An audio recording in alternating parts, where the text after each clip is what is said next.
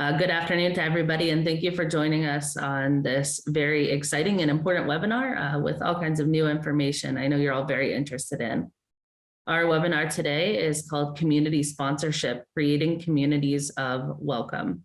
I know I've received a lot of questions on community sponsorship, and I'm so glad we have three such illustrious speakers today to speak on the changing landscape of community sponsorship in the US.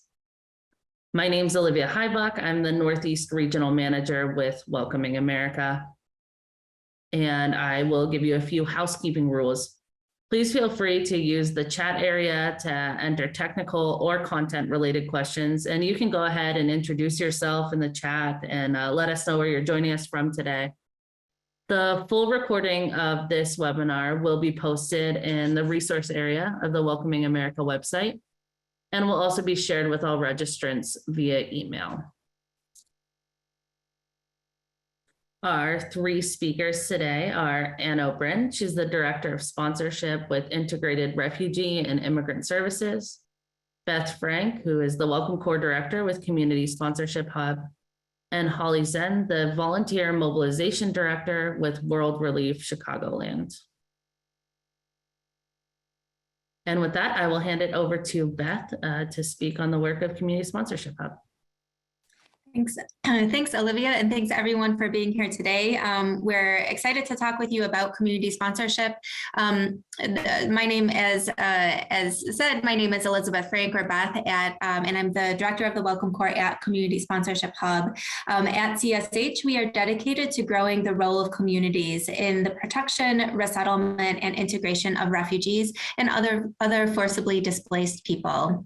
The U.S. has a long history of welcoming refugees in the U.S. and has been a beacon of hope and a place of refuge for those seeking safety. Communities have been at the center of this work of welcoming refugees throughout this history. So from refugees resettled to the US after World War I, from war-weary Europe, to those arriving from Vietnam in the aftermath of the Vietnam War, to refugees from across the globe who've been in the 21st century, who are being resettled across the US.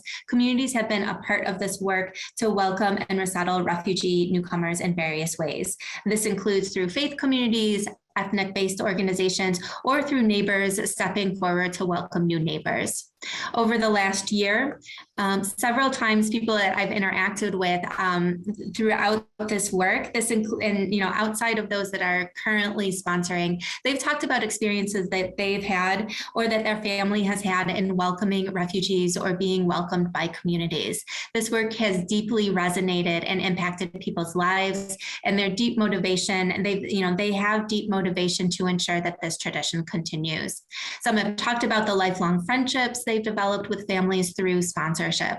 And so this work not only is about the sponsorship period and that critical piece of doing the work to immediately welcome refugees and other newcomers, but it really has impacts on individuals, on those being resettled, on sponsors themselves, as well as a broader reach of an impact on the community on a broader scale. On the next slide, we see community sponsorship. And so as we look at what community sponsorship is, this is what we're going to explore today. So community sponsorship is when groups of individuals come together to commit to providing clearly defined financial or in-kind contributions and also volunteer services to support the newcomers' welcome and integration. Sponsor groups are paired with refugees or others that are forcibly displaced as part of that family's resettlement. On the next slide, you see that sponsors through community sponsorship provide an array of services and supports.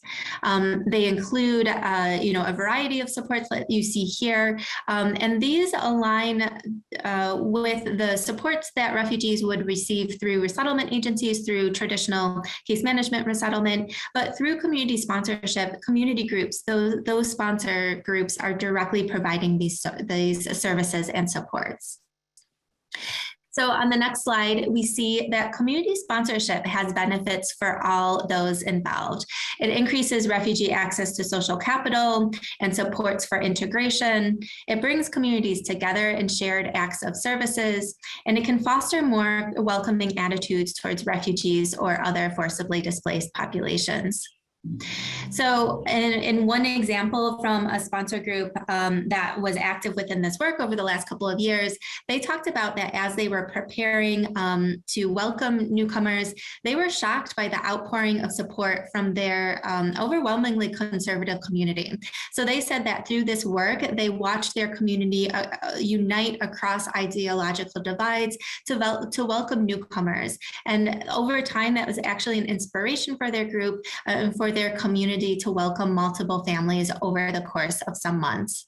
News began to spread throughout their state. This was in Montana, and got all the way to the governor's mansion. And so the governor and his family actually heard about their efforts and decided to donate to their charity. So again, we see how this impacts not only those that are directly involved with resettlement, with sponsorship through community sponsorship, but also communities and oftentimes even beyond the community. On the next slide, we see that there have been, we see a few examples of community sponsorship. And over the last few years, there have been increased opportunities for communities to be directly engaged in welcoming newcomers through this work. So we'll talk briefly about some of these growing opportunities, including what you see here, co-sponsorship, the Sponsor Circle program, and the Welcome Corps. So over the past few years in particular, there have been numerous ways that community sponsorship has deepened and expanded. At the Community Sponsorship Hub, we've been thrilled to support over 40 organizations expand their community sponsorship programs through funding and technical assistance. We've seen organizations at the local level and also at the national level take this model and broaden and deepen it within individual communities across their networks. We'll hear from one of those organizations actually later today. At CSH, we also launched the Sponsor Circle program through a consortium of partners, which was a way for communities to directly take on the responsibilities of resettlement of Afghans as they were evacuated to the US as part of Operations Allies Welcome. And then earlier this year in 2023, we launched the Welcome Corps. This is also implemented through a consortium of partners, one of which is on the call with us today. And this is a way for community members to directly resettle refugees.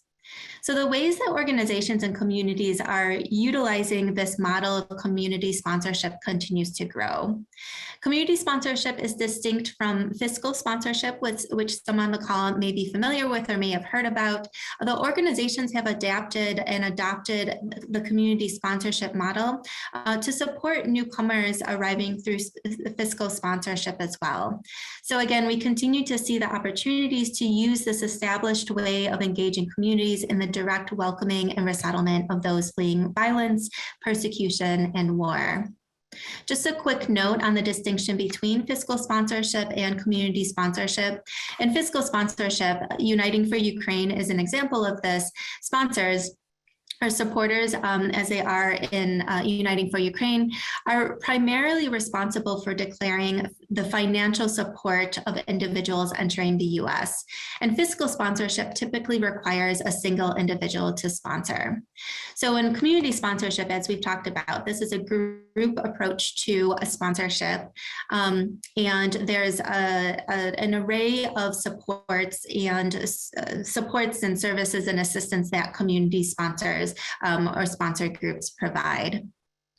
However, some organizations, including Community Sponsorship Hub, have used the community sponsorship model as an extra level of support for sponsors, even in fiscal sponsorship. So for example, with Uniting for Ukraine. So we again see how community sponsorship continues to expand in new ways.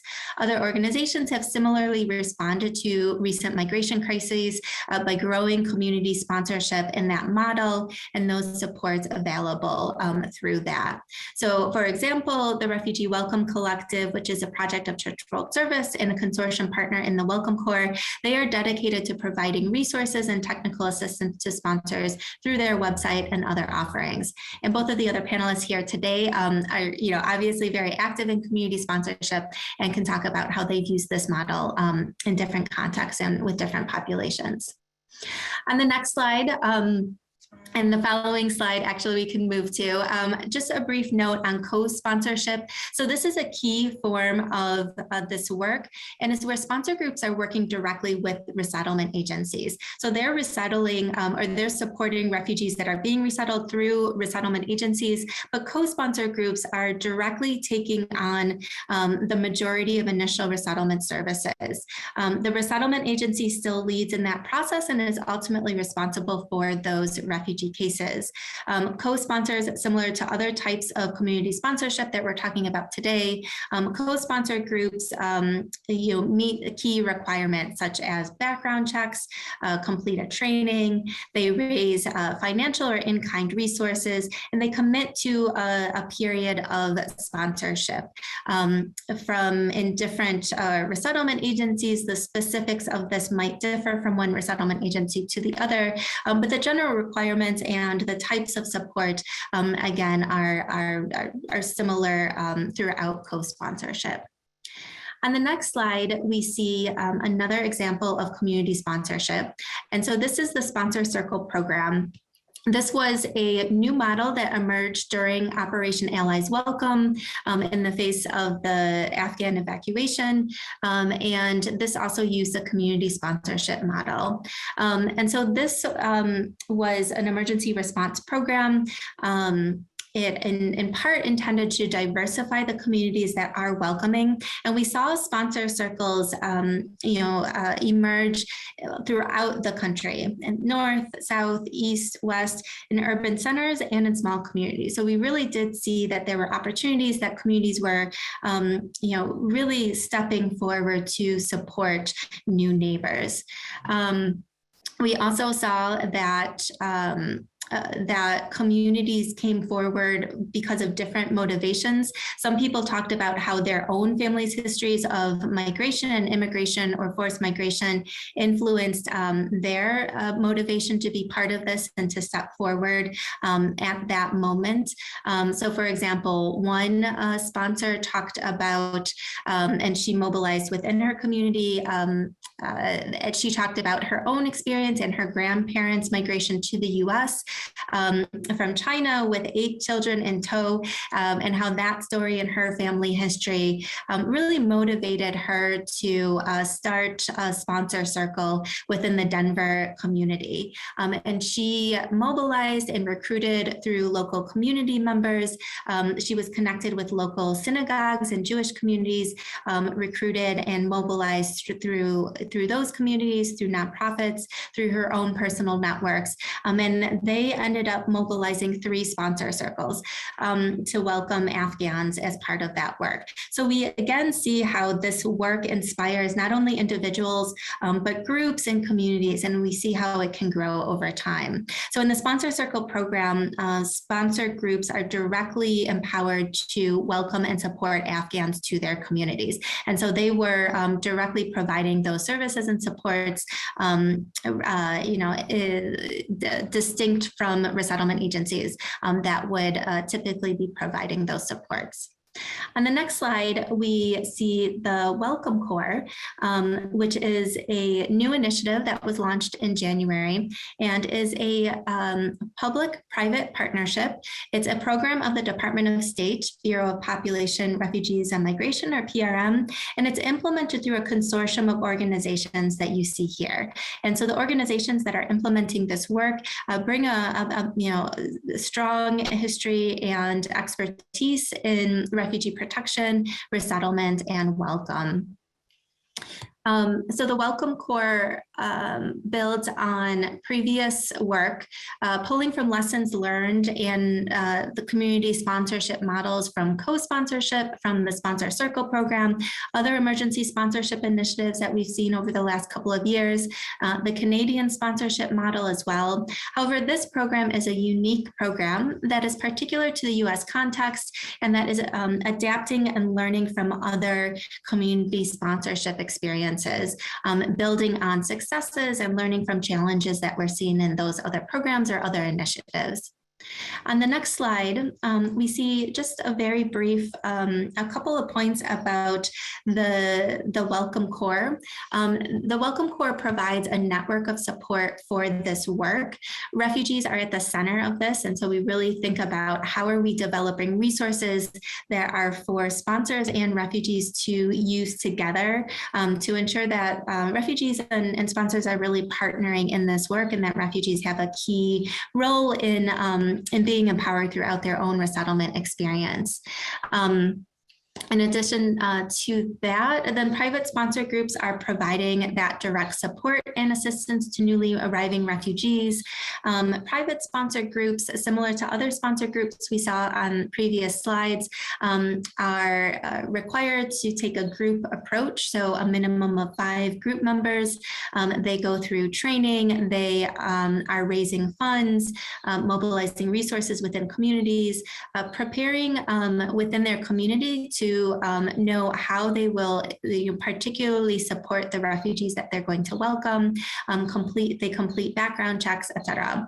The supports that they provide are, again, similar to that previous slide we saw earlier. That includes a suite of services from airport reception to enrolling children in school, supporting refugees to access benefits, supporting them on accessing permanent housing, employment, etc. So we also have within this network of supports for private sponsor groups, we have private sponsor organizations. These are organizations that are providing support and oversight through coaching and guidance to those private sponsor groups. Community Sponsorship Hub, the organization that I'm with, is providing coordination for the consortium as a whole, and also provides support and oversight to private sponsor organizations, and in some cases as a second level of support and oversight to private sponsor groups. And then finally, consortium members are building and implementing the infrastructure and various components and resources that are available to sponsors throughout this process. So including application support, including support navigating the sponsorship process, and thinking about that and planning for that transition out of sponsorship to ensure that refugees are able to continue accessing resources available within the community. So with that, I'm going to hand it to my colleague Anne at IRIS to talk about their work. Thanks, Beth. Hi, everybody. It's wonderful to be here with you all. And my name is Anne O'Brien. I'm the Director of Sponsorship at IRIS, which stands for Integrated Refugee and Immigrant Services. And I am going to take you through a little bit of an incredible journey that our little bitty agency tucked away up in the corner of the country in sleepy little Connecticut has really been on an incredible journey for the past 8+ years, although it feels a little bit closer to about 20 years crammed into 8. But we say here community-based or community-led. There's lots of terminology thrown around in that space. We say both, and it's because of the journey we've been on. On the next slide, we give a quick picture of what IRIS has been through. So just as a quick look, we are a resettlement agency that has always had an organizational focus on the broadest possible partnership within the communities that we work within and leveraging volunteers. We always think that this work, it cannot be done without heavy involvement from the community. And we think we've always thought from the beginning that one of the key components of that is involving volunteers wherever possible. That led us to co-sponsorship in Connecticut and other locations. That is where the community groups partner with us directly on the families that have been assigned to our agency. And then our work there led us to working with the Community Sponsorship Hub during the crisis in Afghanistan and launching Sponsor Circles, which is an emergency and targeted response at the national level. And most recently, it has led us to being one of the partner organizations in helping to stand up what Beth referred to with Community Sponsorship Hub and the Welcome Corps. So it's really an organizational focus and something that has permeated our organization for many, many years that led us on this journey. The next slide gives a little bit better details about IRIS. As I mentioned, we are a refugee resettlement agency as our core program, but we have expanded exponentially over the past couple of decades. We are an independent not-for-profit. And for us, that has been very key because we have been able to respond as uniquely as we would like to because of our independence to community initiatives, as well as what the management team has deemed a real focus. Our management team and our organizational leadership is entrepreneurial by nature, and that's something that we really place a high value on, and that has also led us down this path in terms of partnering with so many different organizations in terms of community sponsorship. We've also, as I mentioned, always been opening to partnering with the broadest array of organizations, with the press in a very active way, a very thoughtful, a very considerate way towards our families that we work with, but we always partner with press. We also partner with non-traditional providers and multiple national resettlement agencies, even though we're just this little agency up in the corner of the nation. We have also had a history of organically developing services where we see there are gaps for the refugee families that we've been serving.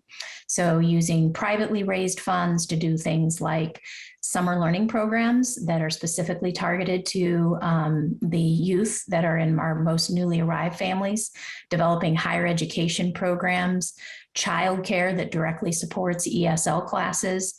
So it's those type of elements of our organization that really primed us for the last 8 years of a journey in terms of community sponsorship programs. On the next slide, I wanted to give you a little bit more information about how that journey has progressed. So in 2015 and 2016, everybody, if you can dial back a little bit in our psychology as a nation, there was an incredible outpouring of support for the Syrians that were being driven out of their country. And as everybody responded to that and those images in the international press, we were in a unique situation in that we had done co-sponsorship, partnering with volunteer groups to resettle families, maybe just 2 a year. But we were the only organization, the only agency in Connecticut that was willing to do that. And with this incredible outpouring of support of people that wanted to be personally involved in welcoming families, we decided to take what was an older model of co-sponsorship and to turn it into a more targeted program that would provide training, an all-day training. We developed a manual and materials. We hired a program manager that had management experience instead of in-depth case management experience. And we had that individual help these groups around the state to organize into highly structured, hopefully, if they followed the instructions we give them, highly structured volunteer groups with strong leadership and a clear direction as to what everybody in the group was supposed to be doing. And we modeled that off of the structure of our agency. So in a lot of ways, we guided groups around our state to form what we call little irises based on volunteers, but always under the oversight of our program manager and our agency, because ultimately those families within that structure were being assigned to IRIS by the federal government for resettlement. And what you see here is growth from 1 to 2 groups per year to 50 plus inside of a short year and a half, resettling over 300 refugees. So all of the circles that you see on that map of Connecticut represent, during that particular crisis, groups that formed in the number of refugees outside of where our New Haven office is located. So we took what was an outpouring of support and individuals who wanted to help a refugee in any way, shape, or form, and we turned it into literally doubling our volume inside of a year. And we specifically reached out to the State Department and to the US government to say, this is what we ought to be doing as a nation. And that's how we got the attention of some of our fun, new, fabulous partners like the Community Sponsorship Hub. So on the next slide, it tells you what we did after there was a slight change in leadership in DC. So during the, I call it the tumultuous years of 2017 to 2021, we decided, with the help of our amazing network of community co-sponsor groups, that we were not going to shrink. We were going to stay strong, even though the number of arrivals that were coming from overseas were decreased dramatically. We basically approached our co-sponsor groups and said, will you help us to not just stay strong, but to make an impact during these years? And the overwhelming response was yes. How can we help you, Iris? So first, we identified those that wanted to be involved in advocacy. We said, who has contacts with their elected officials and wants to set up meetings? So they literally, the leadership in so many of these groups, set up meetings and then invited us to participate. So it was, again, we recognized that all these groups around the state knew their community the best, and we wanted to partner with them, but we wanted to put them in the lead because we knew they had incredible skills. There were some groups that went on a journey with us to provide co-sponsorship or community sponsorship for asylum seeker families. And a couple of groups literally went down to the border to get families themselves and need encouragement from us. We also saw that other groups partnered with us in many different ways during those incredibly difficult years, in things like a documentary series partnership that they set up and led, and then we provided expert support, as well as networking, information sharing, and there were many groups that wanted to help Iris fundraise during those lean years to be able to stay strong. And we said, thank you for being our partner through thick and thin. And let's talk about how we prepare for the next administration. So that brings us to 2021 on the next slide, which everybody knows, although the beginning of that year began very joyfully in refugee resettlement with an executive order issued by the Biden-Harris administration to really advance community sponsorship. And then later that year, we actually ended up with a crisis, a national crisis. And so during that time, our partners at Community Sponsorship Hub and under the coaching of our colleagues in Canada approached us to help, along with many other organizations, form and launch a new style of programming that was called Sponsor Circles. This program, when it was presented to us, made a great deal of sense because it basically unhooked the volunteers' desires to help and lead in their communities. It unhooked it from the heavy, what you might sometimes call shackles, although it's a benefit of working with the US government in terms of the funding piece. So it enabled the private groups to do the fundraising entirely, but it also enabled them to move quickly. And it focused on a group of 5 volunteers. When we partner with co-sponsorship, we encourage our groups to have closer to 10 to 15 volunteers. But we knew in order to respond really quickly to the Afghan crisis, that this idea of sponsor circles made a great deal of sense. So we put as much resources as we could behind that effort to help that program launch. We took all of the materials that any of you can find on our website under our Community Co-Sponsor Resources page, and we worked with the Community Sponsorship Hub to take those materials, adapt them, and add more content, and to brand them as sponsor circles so that those materials could quickly be used by anyone that was responding to the Afghan crisis and to Sponsor Circles program to help welcome. We have made a really strong push within the resettlement industry to make materials available so that more Americans can become involved. And that's exactly what Sponsor Circles believed in as well. So that's what we did during the Afghan crisis. We helped to set that all up with a number of other great partners. And we eventually became a Sponsor Circle umbrella organization ourselves.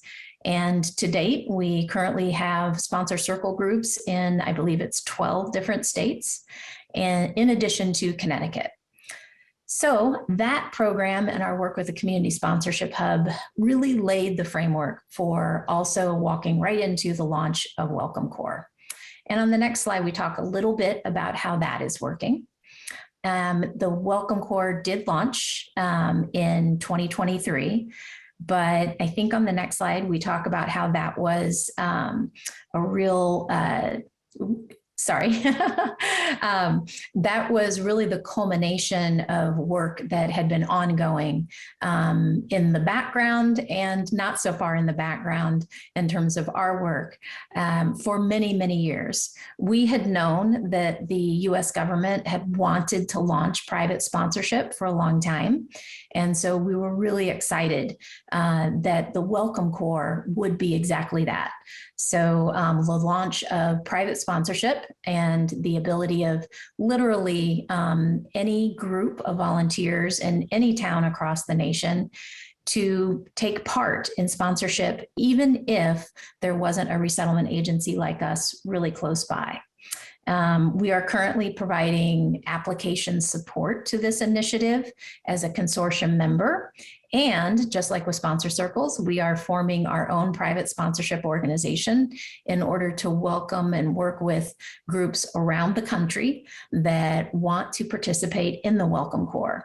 It really is an incredible opportunity that will provide on an ongoing basis for additional capacity in our country, so that hopefully, and this is really Iris's long-term goal, that hopefully we never again as a nation end up where we were during the tumultuous years, and that there are, such as there are in Canada, at some point in the future, 1 in 4 people in the US hopefully will be involved in welcoming refugee families so that we can never turn back time again and go back to where we were.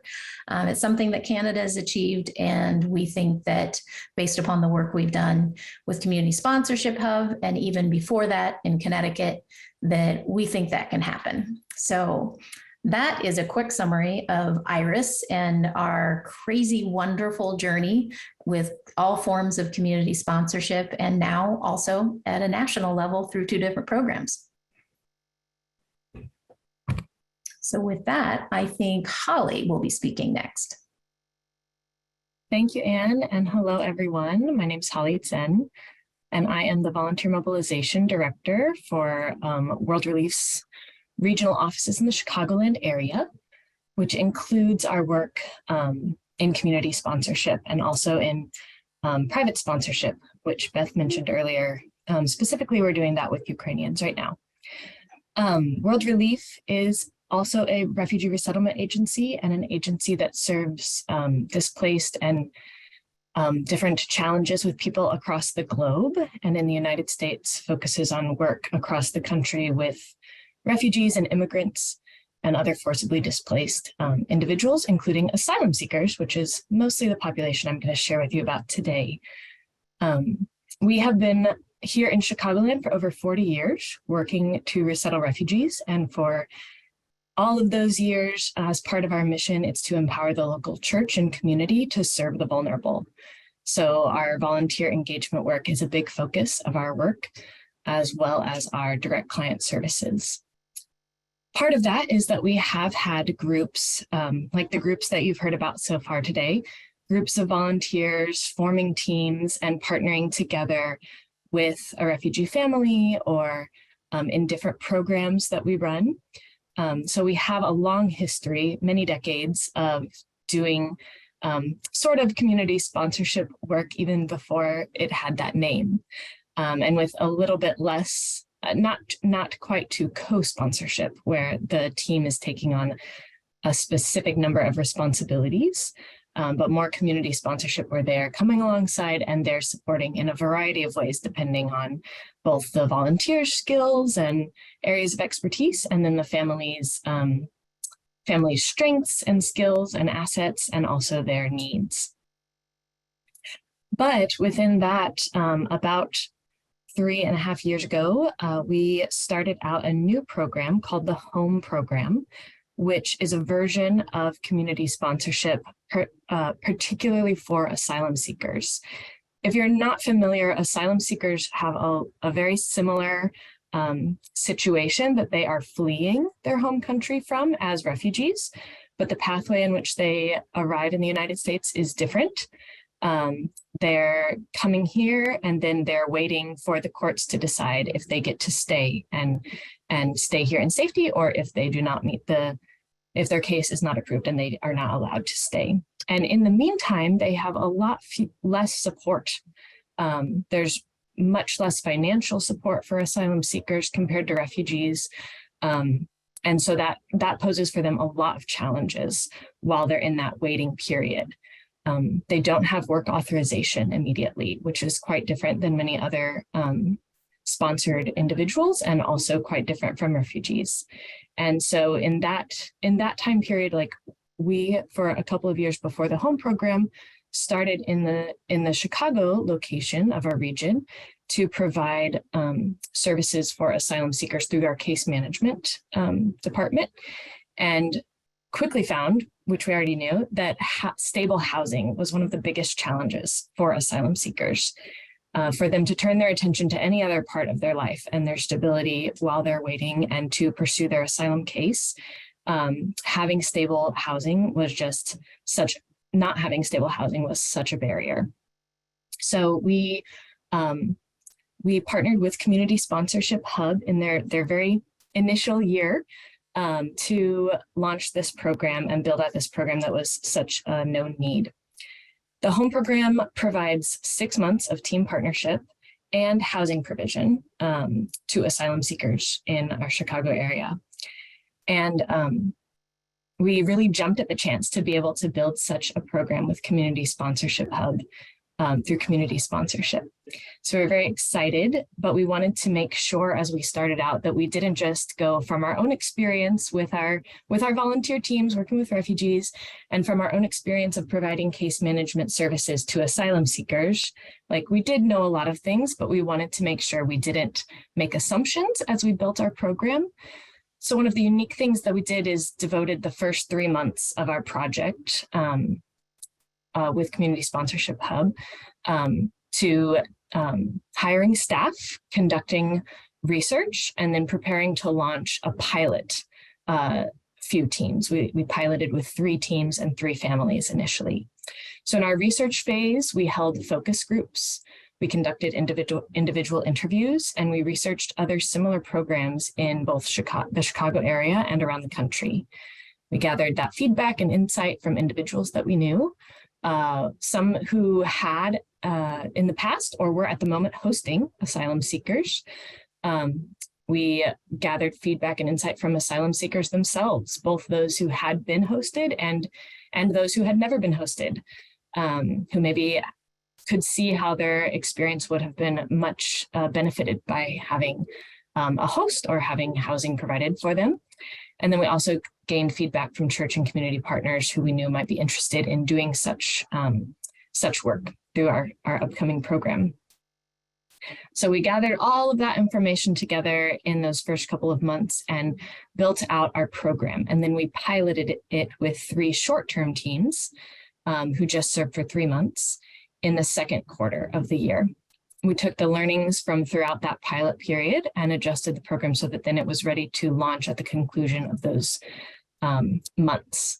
And I think looking back, the time and energy that we spent doing that research and that pilot has been so helpful, because not only did it shape for us a very strong program, but as I'll mention a little bit more later, it also prepared us for all of the future, now current and slightly in the past, but like all of the future experiences coming out and versions of co-sponsorship and community sponsorship, private sponsorship that have emerged since then.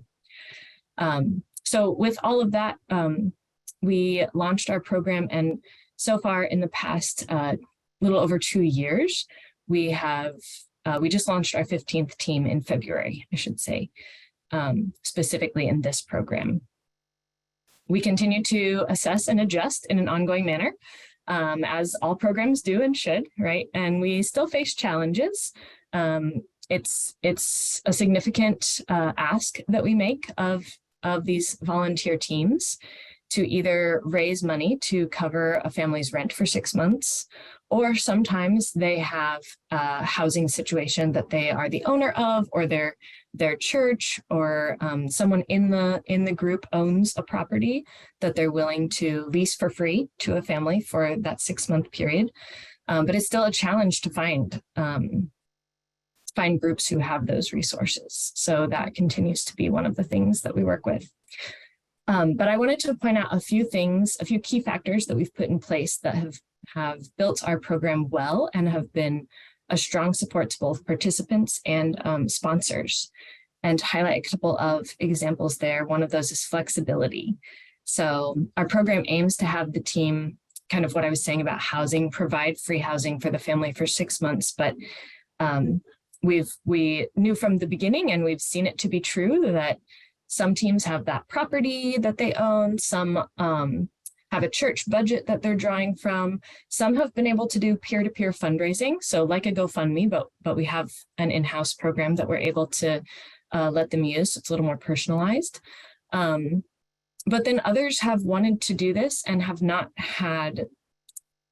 felt that they're able to raise those funds in any way. And so we've actually gotten creative, and we've even like partnered 2 churches together, a church that may not be geographically close to the family and may never meet them, but they're willing to partner with the church or the group that the volunteer team is coming from. And then together one church is providing the financial support, and the other church providing more the relational, hands-on, tactical support. And having that flexibility has been really helpful. With all of it, though, we've also offered to manage the money, which has been a huge lift for some of our teams, to know that World Relief's, in the mix with writing rent checks and making sure that those are on time, and helping the family to navigate their relationship with their landlord and that sort of thing. Another key facet here is strong support. So all of our participants in the home program receive staff support from a case manager at World Relief, and then all sponsors have the support of a volunteer coordinator and are also in contact with the case manager for additional support if needed, because they are more integrated into some of the service support for the family. So at the outset of the very first meeting, when the family and the volunteer team, the sponsors, meet together, the volunteer coordinator and the case manager also join them for that meeting, and they actually work through a service support plan all together. So assessing what are the family's goals, what are their strengths, what are their needs, what are the things they want help with, and then what are items within their needs that World Relief should be the primary responsible party to help them with. Things like questions about their legal case, for example, is so complex, and we do have expertise in that area, so we can help them with that. Another thing in Illinois that's quite complex is public benefits, and so that's usually something we're keeping in our oversight area. And then we have a list of things that are typically good options for the sponsors, for the volunteers to join in and meet the family in those needs, whether that's getting internet set up, or helping children with homework, or helping them study for a driver's permit, and could be many other things as well. Those are all areas that more often our volunteers are like, yes, we feel confident to help with that. It's not super duper technical or super complex or super frustrating system for people to learn. And so that's going to be a win-win for everyone. And it gives also a lift of support to the family in addition to the case manager. Again, this is another area where we have a lot of flexibility because it's case by case, depending on the volunteers and the clients or the family who are receiving the support, and what their needs are, what their strengths are, and how they can come together for that. Support from World Relief also includes training and ongoing coaching for both participants and sponsors on appropriate boundaries, which is so important, making sure that there are clear expectations from the outset, how to navigate cross-cultural communication if applicable, and then the focus of empowering the family. So one of the things we really harp on here at World Relief is our volunteers might be reaching out and asking us a question, and we'll so often say to them, have you asked the family about that? Start by asking them, right? They're the owners of their story. They're the owners of their information. So let's make sure we're not making a plan between World Relief and the volunteer team that doesn't have the family involved with their say and their input. And at the same time, our staff are providing coaching to the family on these areas as well. I just want to wrap up with sharing a little bit about the impact of this program. It's had a very positive impact. Benefit to staff by having volunteer help and support for the families they're serving. Humongous benefit to the asylum seekers, although we have seen that in some cases 6 months has not been enough. They may pass 6 months and still not have work authorization, so they're still not able to pay rent. So in those situations, we've case by case, either the volunteer team has raised additional funds or their church has sent more money. They've extended the term of free housing in some way or another, or we have gathered that for kind of a month extension at a time until work authorization is found. But it's also been a really huge lift and benefit for our volunteers, very transformational for them, as so many of our church partners and our volunteers have been familiar with refugees and our work with refugees for decades, and to help them understand the asylum seeker population, the similarities between refugees and asylum seekers, but then the differences as far as what supports are available to them here in the United States. And then the relational impact of both cannot be understated enough. The fact that friendships are formed and those community connections that we have helped to have a hand in building between the volunteers and the families that they're partnering with has been really huge. And it's a two-way street. There's a lot of mutuality in the give and take of relationship between them. And then I mentioned a little bit earlier, but just to wrap up, the experience of this home program development also provided so many learnings for us at World Relief Chicagoland, to be prepared to, have an eye for then the further sponsorship things that have been coming down the line. Other team-based volunteer opportunities helped us be prepared to foray into the support of private sponsors. I mentioned we're providing support for Ukrainian sponsors right now. And on the services for our clients side as well, the home program and our asylum case management has also been the groundwork for our growing asylum project, which now includes also in-house asylum representation by our immigration legal team.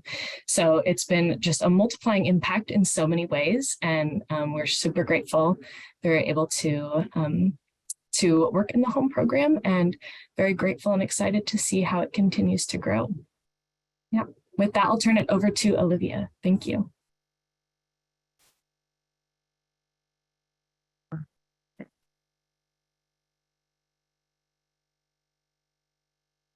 Thank you so much to all of our speakers. That was fascinating and deeply helpful to me. I know that was some really interesting background and important to hear in the national context and in the local context. If it piqued your interest, so we're doing an additional session on community sponsorship at the Welcoming Interactive in 2 weeks. So I hope to see you there if you're attending the interactive. Feel free to continue to add questions to the chat. We already had some really great questions. Then our speakers are able to stay until the top of the hour, 2 o'clock, to field some questions from all of our attendees. To kick us off, I would like to ask, this is a fairly technical question. It really speaks to perhaps our audience. States have federal reporting requirements on refugee resettlement activities. And so the question was asked around, what are the reporting mechanisms for private sponsorship groups? How are they going to report on the resettlement activities? Yeah, I can respond to that. So there are a few both reporting mechanisms and feedback loops that we are building into the program. So for sponsors, we are hearing from them at 30 days, 90 days, and again at 6 months and 12 months. So the sponsorship period, the initial sponsorship period is 90 days, but we are following up because we do want to hear from folks throughout that year. And then similarly for refugees, we have a touch point within the first 30 days of arrival, and then again at 6 months and 12 months. And so for sponsors, they are both required to report at 30 days and 90 days on the services and supports that they have provided, as well as some of those very initial results or outcomes from that work. So are refugees employed? Have they received access to benefits? Are they in permanent housing? Things like that, as well as what are the challenges that sponsor groups have experienced, and how are they addressing those challenges? What additional supports might they need? And then from both sponsors and refugees, we are implementing surveys with them. For refugees, it's actually directly administered. So there will be interviewers that are administering the surveys with refugees, and so those are touch points to hear from both sponsors and refugees. They're separate surveys, but hear from them on the experience, feedback that they might have on the program, and also really looking at those outcomes, so integration outcomes, as well as those services, things like that. This is a little bit different, but we do also have mechanisms to receive feedback or in particular complaints or concerns. So there's a concerns line that will be available directly for refugees, email and phone line. And then there's also for sponsors, they can work directly with their private sponsor organization on challenges or concerns they might have, and also can reach out directly to Community Sponsorship Hub, with those concerns or key challenges that they might be experiencing, including as they're working with organizations or with others within this work. So we are thinking about how to, have multiple points of feedback and engagement with both sponsors and refugee newcomers in the program. Thank you. That's super helpful. I think one of the most exciting things about private sponsorship is that communities who haven't traditionally resettled refugees or had a large asylum population may see those folks moving to their communities.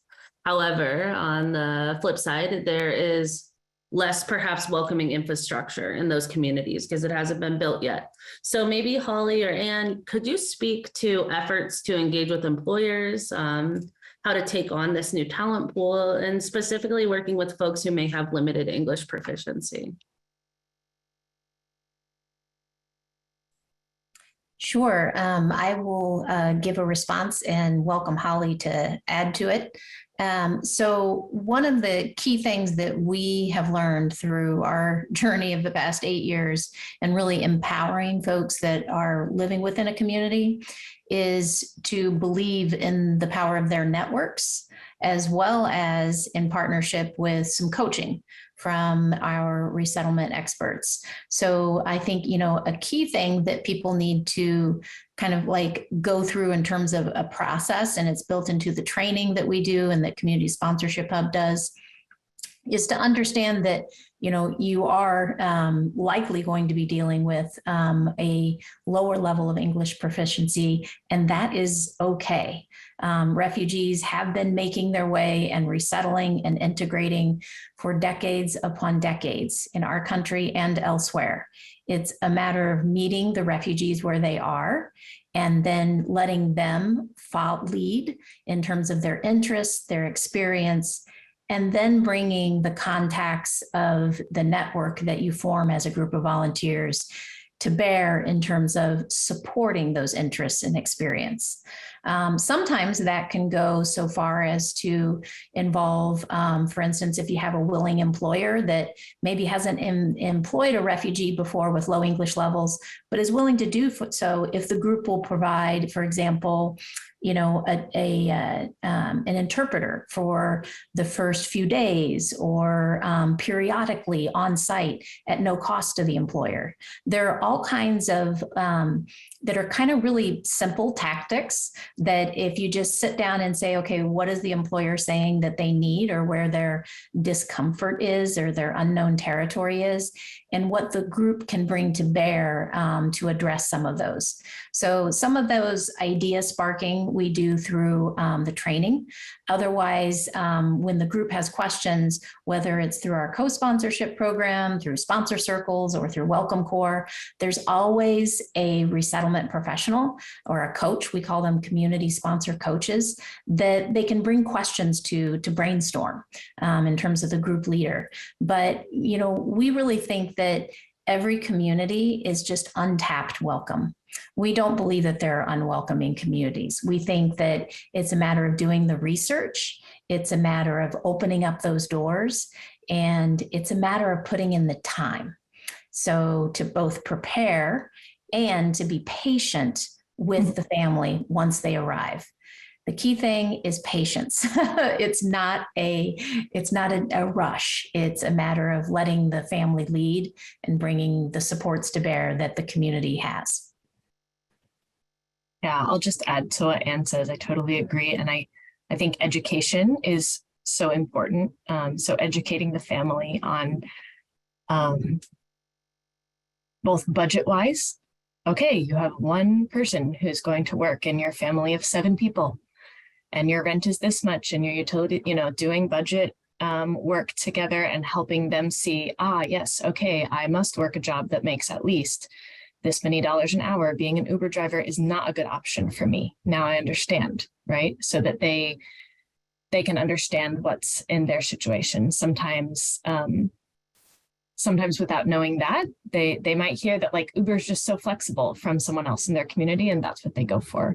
We actually have at World Relief a job readiness class that's a 6-week-long ESL course, English as a second language course focused on job skills, that any individual preparing for work can go through with us as well. So that's a humongous lift. And then we partner with a lot of different manufacturing organizations where people don't necessarily need to speak fluent English in order to work there.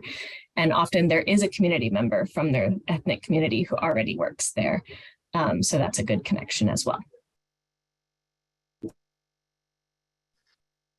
All right. Thank you so much, both of you. That's super helpful, I think. We're going to run out of time, unfortunately. So I'd love if each of you can maybe give your top level thoughts on how to provide a welcoming environment with diverse populations that we see in resettlement. And I will go first on that and say, from Welcoming America's point of view, the Welcoming Standard really provides a roadmap to how to build welcoming infrastructure for all populations. Feel free to check out our website that hosts the standard, welcoming, certifiedwelcoming.org. And then I'll turn it over to all of you. Oh, yeah. So how can we provide a welcoming environment? Well, I'll just share one thought first that Anne and Beth can build off of, but in the provision of a ready home, right? Whether people are living with a host, living with a relative, or they're moving straight into permanent housing, we make sure that they have, ready, welcoming, good quality, not necessarily new, but like new or brand new items, so that they feel a sense of dignity whenever they arrive, and also so that their beds are made when they get home from the airport, or whenever they walk in the door from maybe being in a homeless shelter for the past 2 months, that they just feel that it's a welcoming space and they're able to relax, and also to know all of these items are theirs now. That's one small but practical thing. I think just one thing that I've heard from sponsors, across in different communities is how they've connected with families and with newcomer families as well. Just the connections, those personal connections they make with sponsors and with other community members. I think also just more broadly, hearing stories from sponsors about how when they are out in the community and just hear welcoming comments or interactions with people within the community, that I think really touches both sponsors and newcomers. So I think even in those small everyday acts of just hello and welcome, I think those can go a long way as well as some of those deeper connections that people make through this work. So the only thing that I would really add to it, and I think, Holly and Beth have said things, from a similar standpoint, but it's really listening to the newcomers and letting them lead and setting our egos aside, setting our needs aside. And for those in the community groups or anybody that's, asked to participate, asking everybody to constantly center the family and their desires. And if there's disagreement as to what those desires are, then somebody goes and checks to confirm, right? From the get-go, that's, what we do in, formal refugee resettlement. Since we haven't met the families yet, we start with a welcome meal. It's one of the most seemingly detailed and specific regulations of the federal resettlement program. And yet, honestly, it's the best way to start off on the right foot. We're literally required as a resettlement agency to provide a culturally appropriate hot meal that ties into their history. So when you don't know, then you start with, what's the simplest thing? And that's what, Holly and Beth have said. But at the same time, once the family gets there and they've had their warm, culturally appropriate meal that makes them feel good in terms of having a good touchstone, then keep going back to that, break bread with them, ask their advice, and ask what they're hoping for before trying to lead with what we're trying to accomplish. That was wonderful. Thank you all so much again. I really think we all really benefited from the information we received today. And obviously there's more to say because we went over time. So please stay connected. You can reach out to us at events@welcomingamerica.org, and also feel free to email me individually. I'm Alivia at welcomingamerica.org.